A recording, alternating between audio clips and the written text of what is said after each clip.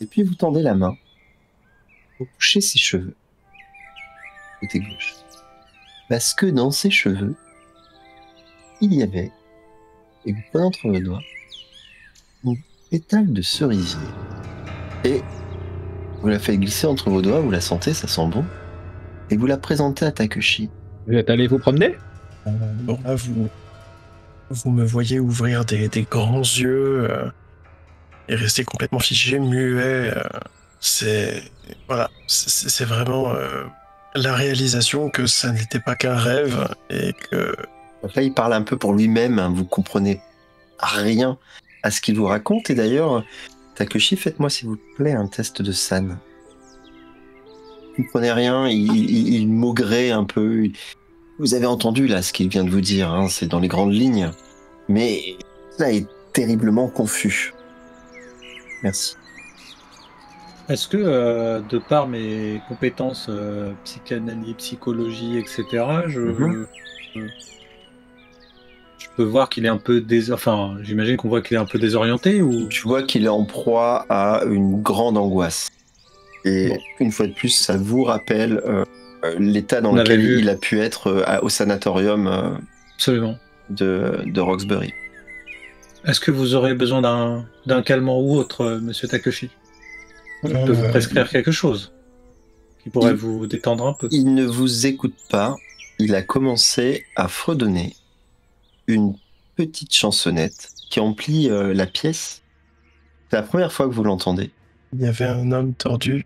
Il a parcouru kilomètres tortueux. Il trouve une pièce de sixpence tordue, contrairement tordu. Il a acheté un chat tordu. Il a attrapé une souris tordue. Et ils vivaient tous ensemble dans une petite maison tordue. Et il reprend. Il le balbutie à peine entre ses lèvres qui sont fermées quasiment. Vous comprenez un petit peu le sens des paroles. Et il le fait à la manière d'un mantra. Et vous voyez que progressivement, ses mains qui tremblaient jusque-là commencent un peu à s'apaiser sur la table. Il ferme les yeux. Et il arrive à faire un peu le calme en lui. Mais qu'est-ce que vous baragouinez? Mangez, ça va vous redonner des forces. Vous êtes tout pâle. Je pensais que vous saviez ce qu'il était en train de faire, monsieur, non? C'est pas quelque chose qu'il fait tous les jours au petit matin? Ah non. Alors on l'a déjà vu une fois fredonner ça, mais c'est pas arrivé souvent. On dirait une comptine.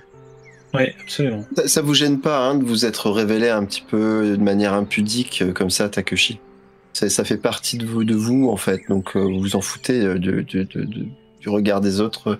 Votre angoisse est plus forte que... Donc vous les entendez à peine, elles sont lointaines ces voix. Ouais, je reste les yeux braqués sur mon assiette devant moi et je me repasse le film de mon rêve qui n'était peut-être pas qu'un rêve cette nuit. Tout en répétant ma petite comptine, voilà, histoire de me calmer, tout en quand même essayant de process ce que j'ai vu cette nuit. Les trois, vous vous regardez de concert, là vous dites quand même, il y a du lourd. Hein. Un peu de café, mon cher? En fait, je ne réponds même pas à l'oral, je lui fais signe oui, pourquoi pas, allez. Alors, monsieur Takeshi, si vous souhaitez, j'ai quelques compétences en hypnose qui pourraient peut-être, à un moment donné, si nous y trouvons le temps, trouver les mots à tout ce genre de problématiques et peut-être entamer une forme de guérison, si vous souhaitez. Je ne pense pas qu'on puisse forcément guérir de ça, mais oui, oui. Peut-être pourrions-nous garder cette idée dans un coin et en reparler en temps voulu. Ah, monsieur Kerensky, je suis désolé, mais ça n'a pas l'air bien. Je ne sais pas si l'hypnose est un acte forcément volontaire, mais ce serait peut-être idéal s'il a besoin de calmer certaines choses. Moi, il me fait peur, là, quand même. Je ne sais pas ce que vous en pensez, monsieur Padu. Je me propose de l'ausculter au moins, s'il veut bien prendre son pouls. J'ai ma petite sacoche qui est pas très loin. Est-ce que vous vouliez que je vous ausculte? Eh bien, oui, allez, pourquoi pas. Je me déplace pour aller me mettre dans le fauteuil. Bon, je me mets à côté et puis j'essaye de prendre son pouls, enfin sa tension, machin, enfin etc. Déjà les premiers gestes basiques et puis regarder un peu tout est bon. L'œil. Tous les curseurs sont bons. Que faites-vous, Hector? Ça vous êtes un peu atterré devant toute cette fragilité humaine qui vous dépasse. Je mange son assiette. Le petit déjeuner. Va pas gâcher. Gardez-moi un peu, quand même. Oh la vache. Non, je comprends pas bien. Je comprends pas bien. Bon, j'essaie de regarder, moi, ces constantes, et puis... Tout va bien.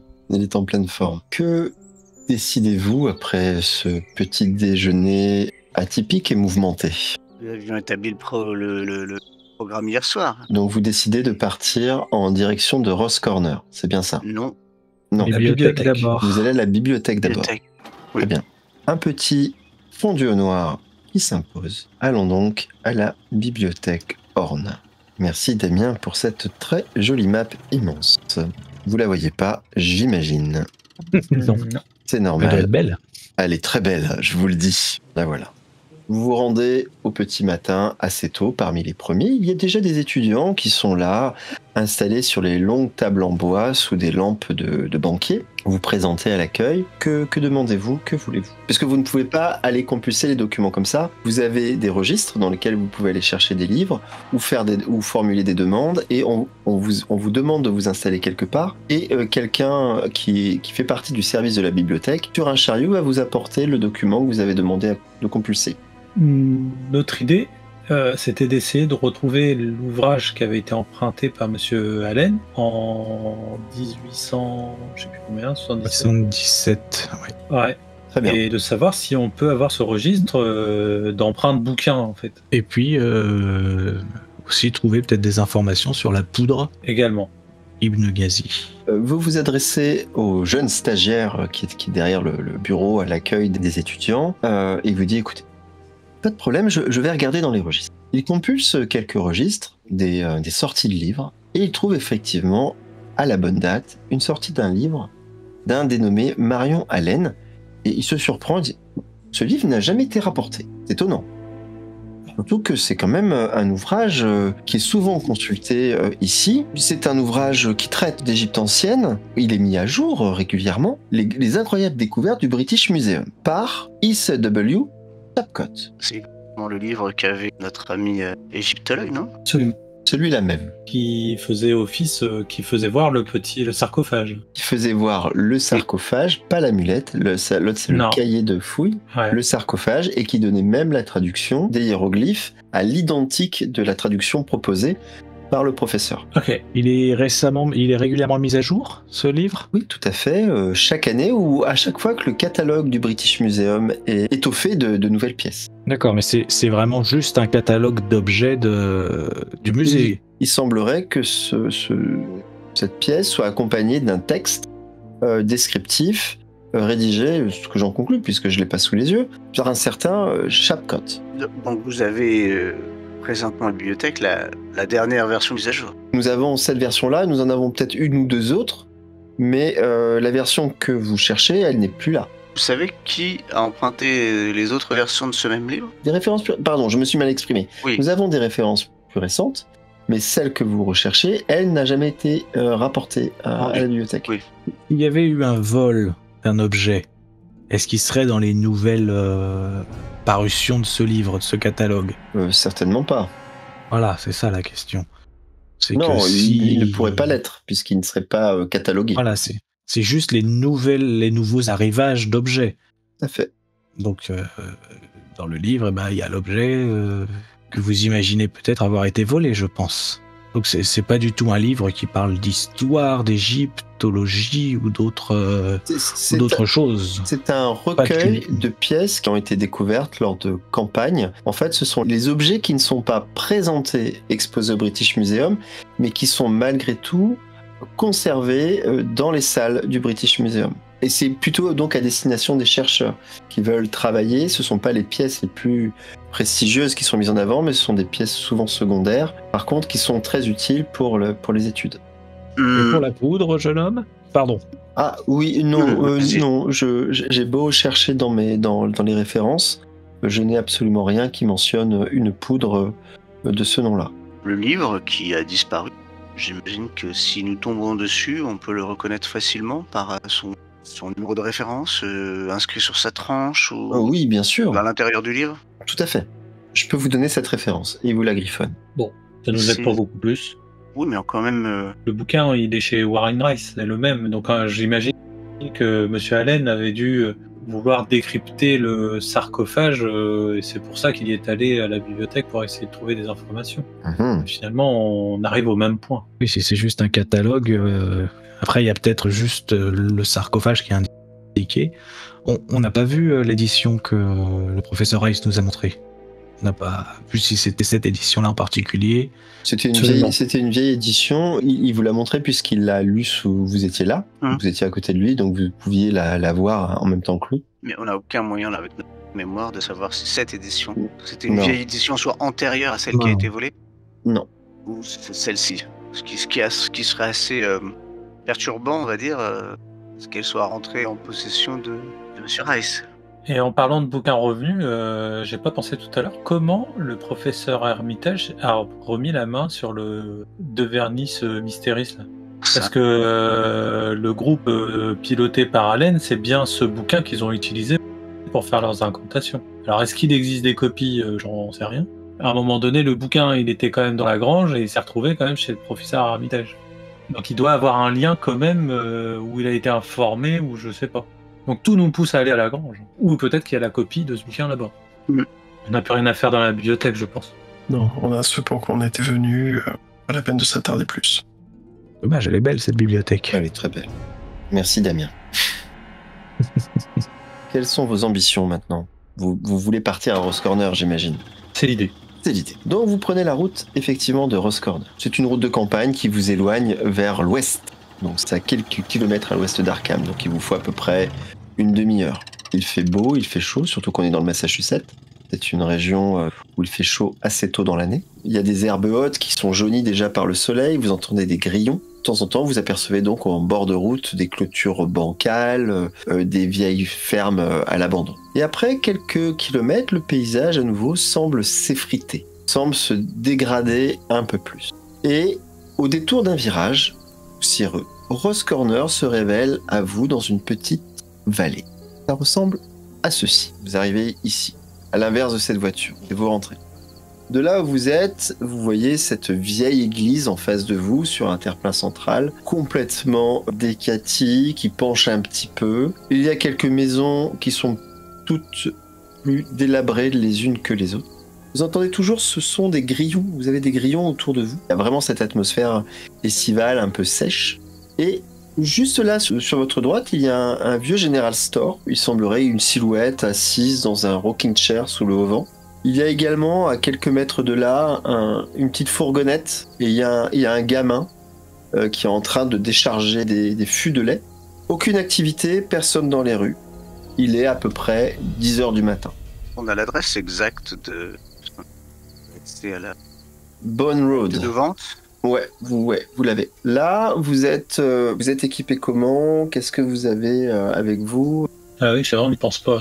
Bon, bien évidemment, j'ai toujours mon arme avec moi. J'ai mon carnet de croquis, enfin ce qu'il faut pour faire des dessins rapides. Et puis voilà, globalement, ne sachant pas trop à quoi m'attendre, j'ai pas... Voilà. Quelques affaires de rechange éventuellement dans un sac, une chemise, mais sans plus. Ok. Moi, en retour d'expérience, je me procure un pied de biche, toujours dans quelque part, parce que j'ai trouvé que c'était fort utile, et une lampe torche, en plus de ce que j'ai de base, mes outils, enfin, mes accessoires de médecin, et mon arme qui est toujours en permanence sur moi. Moi, j'aime pas trop voir Monsieur Kerensky avec un pied de biche. On peut l'imaginer. Mais je le mets dans l'arrière de la fourgonnette. Hein. Hormis mes affaires usuelles, je crois que j'ai une arme à feu peut-être dans une de mes longues poches. Est-ce qu'on a pris l'amulette et le sarcophage? On avait dit ça la fois dernière. Oui. Donc en fait, on a pris la mallette qui nous avait été confiée par Monsieur Merryweather. Boîte. La petite boîte, avec boîte tout ce qu'il y avait dedans. Oui. Voilà. D'accord. Très bien. Dans la camionnette, hein, pour rappel, il y a du matériel pour...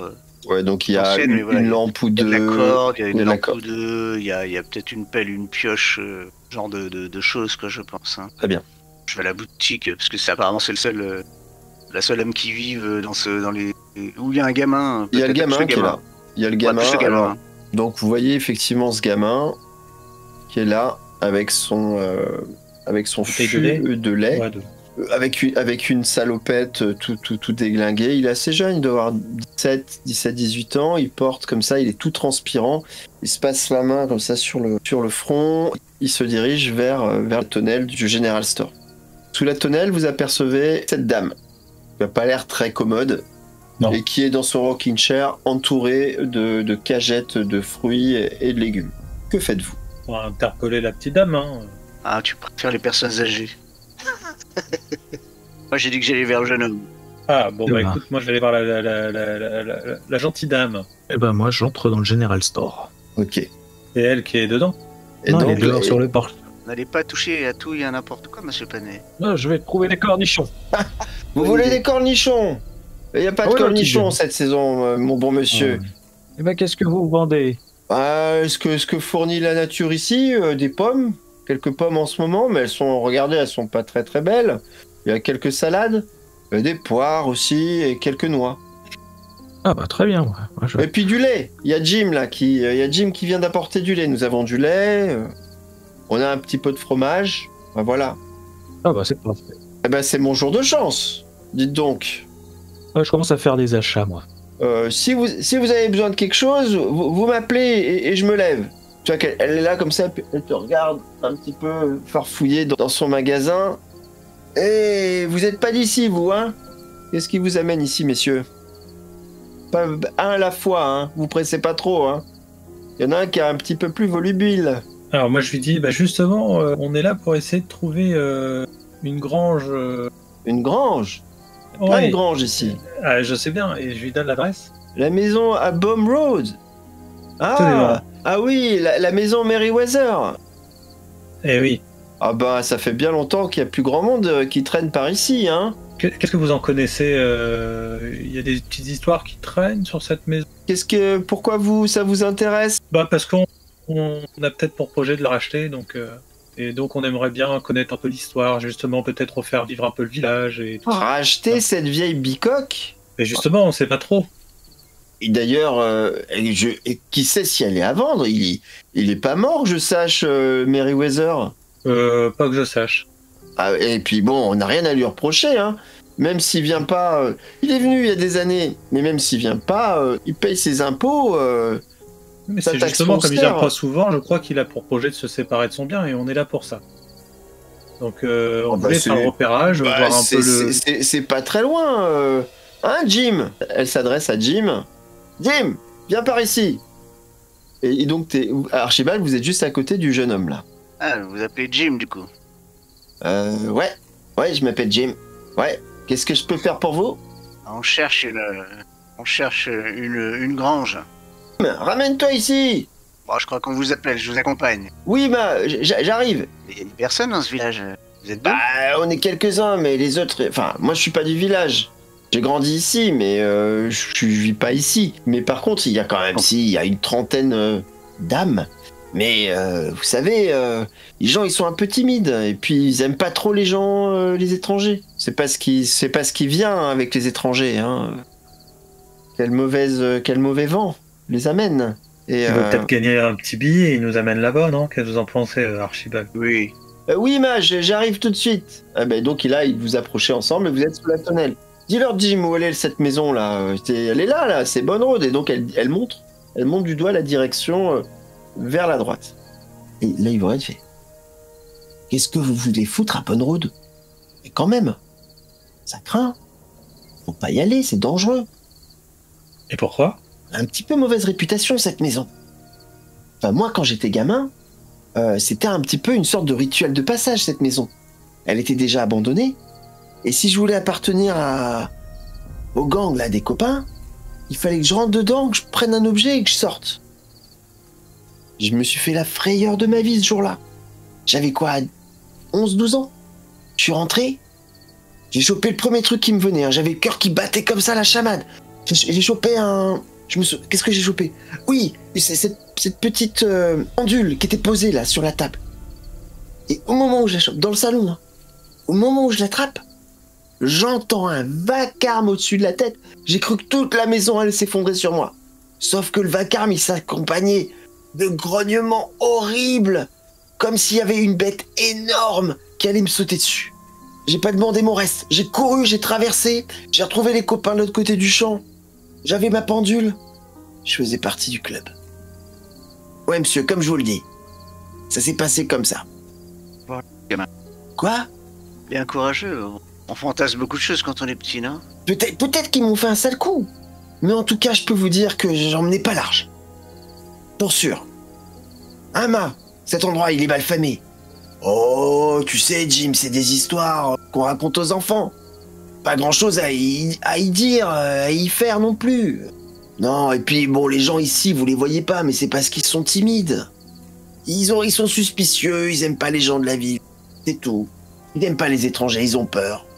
C'est pas avec eux que je fais mon commerce. Je suis content que vous soyez là. Jim, tu veux leur montrer comment on y va? Ah non, ils ont pas besoin de moi. Ils ont juste à tourner à droite. Ils vont jusqu'à l'arbre là, l'arbre qui a été foudroyé, et c'est tout de suite à gauche.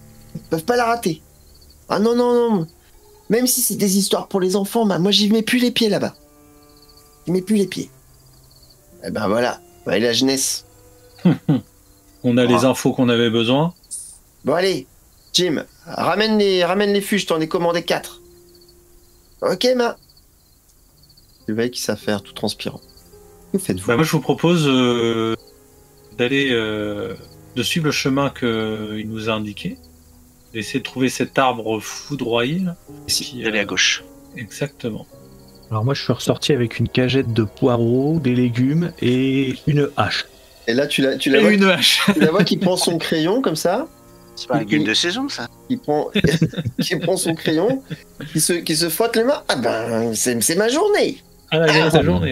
Elle sort son petit calepin, sous sa veste là, et puis elle prend son stylo qu'elle s'était coincé derrière l'oreille, et puis elle note. Ça vous fera de 1,50. $1,50. Ah, vous me voyez bien embêté, monsieur Archibald, vous auriez bien l'obligeance de Oui, m'avancer c'est- quelques Oh là. dollars. La C'est la- habitude, quoi. C'est la société qui SFR qui va payer. Voilà, Pas de voilà. souci, je vais noter ça dans les frais de mission. Absolument, oui. Ingrat. Bien Surtout les embarrassé. légumes. Pas de petit Surtout les profit, porcs. Hector Panet. Hmm. Il fait pas de petit profit, Hector Panet. Et donc, elle regarde le billet, tac, puis elle se le met vite dans la poche. C'est à vous. Et puis, traînez pas trop par là-bas, hein. On sait jamais. Et Jim, il regarde main, il fait. Genre, dubitatif, quoi. Et donc, vous partez. Vous partez vers Rose Corner. Nous y allons. Comment va monsieur Takeshi? Il est resté dans la voiture. Alors, je Évidemment. suis resté dans la voiture le temps d'être sûr de moi. Et sur la dernière partie du trajet, je vais vous raconter le rêve que j'ai fait cette nuit. Peut-être que vous... Voilà, il vaut mieux être plusieurs à le savoir. Je le raconte. Pendant ce trajet un petit peu qui secoue, Takeshi vous raconte son histoire. 5-6 minutes de trajet. Cette nuit, j'ai rêvé que je me réveillais avec une lueur verte qui passait sous ma porte, sous la porte de ma chambre. Je suis sorti, j'ai rêvé que je sortais de ma chambre. La lumière semblait venir du rez-de-chaussée, en tout cas de l'étage en dessous. Chemin faisant, je me suis retrouvé dans le jardin d'hiver où j'ai assisté à une scène bien incroyable, si vous voulez bien me croire. Plusieurs hommes encapuchonnés qui se donnaient la main et qui chantaient devant l'amulette posée sur le guéridon. La lumière verte emplissait toute la pièce et à un moment, c'est assez confus, je ne me rappelle pas bien, mais je crois que un des hommes a ouvert la bouche ou en tout cas sous sa capuche, j'ai aperçu un rayon de lumière verte et je me suis rendormi, je me suis réveillé ce matin dans mon lit. Moi, quand j'entends ça, je freine, je pile. Mais je vais rigoler là. Je vérifie en fait si j'ai bien l'amulette, en tout cas, avec moi, dans la blague à tabac. Et tu piles à l'endroit de l'arbre foudroyé dont parlait le jeune Jim. sur ta gauche, il y a effectivement cet arbre qui est ouvert en deux. Et vous vous arrêtez là et vous remarquez une dépression dans le terrain. Ça tombe en fait à gauche et vous remarquez un petit chemin de terre envahi d'herbe qui descend jusque vers une petite cabane. Je te laisse continuer, c'est pour décrire le paysage. À ce moment-là, je dis, mais... Volez, là, c'est si cette scène a vraiment eu lieu et que vous ne l'avez pas rêvé, et là, je vérifie si j'ai bien l'amulette avec. Et ce matin, je me suis réveillé en pensant que tout ceci n'était qu'un rêve, mais manifestement, la preuve que vous avez trouvée dans mes cheveux, elle raconte une toute autre histoire, en tout cas. Archibald, vous avez bien l'amulette dans votre poche. Takushi, vous aviez bien pétale de cerisier dans les cheveux. Il vous en dit quelque chose Les hommes encapuchonnés? Non, pas que je me souvienne. Si aucun d'entre vous n'a aperçu cette lumière verte cette nuit, si aucun d'entre vous n'a rien entendu, c'est très inquiétant. Un groupe d'hommes a réussi à s'infiltrer dans la maison, prendre l'amulette, faire je ne sais quoi avec tout ça à notre barbe. C'est particulièrement inquiétant. Peut-être que vous avez juste eu un phénomène de somnambulisme en rêvant et que, au final, Pétale s'est coincé, s'est fiché dans votre chevelure. C'est l'explication à laquelle j'ai pensé toute la matinée, effectivement. Oui. J'aimerais que ça soit ça. Je ne peux pas le prouver, et je ne peux pas l'affirmer. J'aimerais que ça soit ça. Bon, en tout cas, je le confirme, j'ai bien l'amulette avec moi et le sarcophage. Nous y allons? Si vous voulez.